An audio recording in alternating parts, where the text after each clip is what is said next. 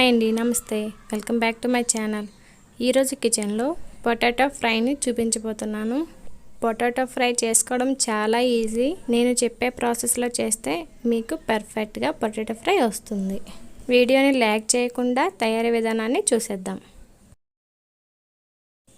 ముందుగా ఒక 250 గ్రాముల బంగాళదుంపలను తీసుకోండి. పైన తొక్కను తీసేసి ఇలా చిన్న ముక్కలుగా కట్ చేసుకోండి. వీటిని ఒక 2-3 సార్లు నీట్గా వాష్ చేసుకోండి. వాటర్లో స్పోకినెస్ లేకుండా ఇలా ట్రాన్స్పరెంట్గా వచ్చేటట్టు వాష్ చేసుకోండి. ఇప్పుడు 1 టీ స్పూన్ సాల్ట్ని వేసుకోండి. ఇలా సాల్ట్ వేసుకోవడం వల్ల బంగాళదుంపలు వాటర్ నుండి బయటకు తీసాక కలర్ చేంజ్ అవ్వకుండా ఉంటాయి. ఒకసారి మొత్తం మిక్స్ చేసుకొని ఒక ప్లేట్లోకి తీసుకోండి.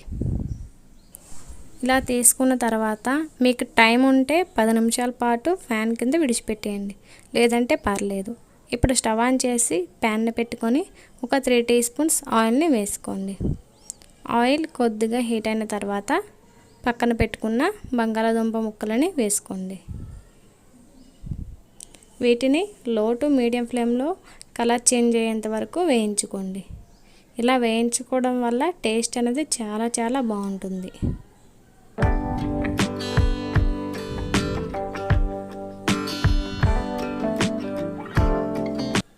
చూసారా, ఈ విధంగా వేగిన తర్వాత బంగాళదుంప ఉడికిందో లేదో ఒకసారి చెక్ చేసుకోండి. బంగాళదుంపని 2 ముక్కలుగా చేస్తే ముక్కలుగా అయిపోవాలి. అలా అయితే ఉడికిపోయినట్టే.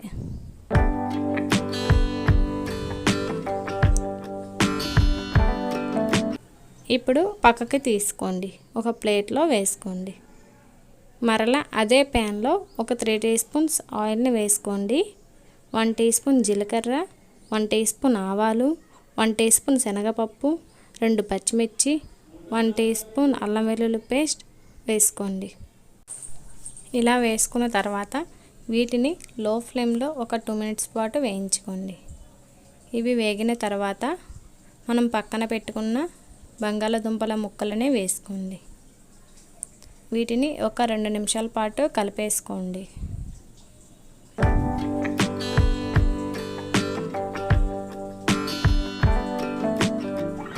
ఇప్పుడు ఒక 1/2 టీ స్పూన్ పసుపు, 1/2 టీ స్పూన్ కారం, టేస్ట్కి తగ్గట్టు సాల్ట్ వేసుకొని ఒకసారి మిక్స్ చేసుకోండి.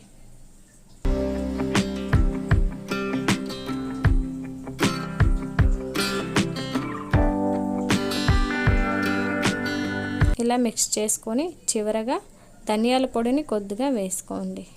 ఒకసారి మొత్తాన్ని మిక్స్ చేసుకొని స్టవ్ ఆఫ్ చేసుకుంటే అంతేనండి, ఎంతో టేస్టీ అయిన పొటాటో ఫ్రై రెడీ అయిపోయింది. చాలా ఈజీగా తక్కువ టైంలో ఈ పొటాటో ఫ్రైని చేసుకోవచ్చు. టేస్ట్ అయితే చాలా బాగుంది అండి. మీకు తినాలి అనిపిస్తుందా? అయితే వెంటనే ట్రై చేసేయండి. ట్రై చేసి టేస్ట్ చేసి ఎలా వచ్చిందో కామెంట్ చేయండి.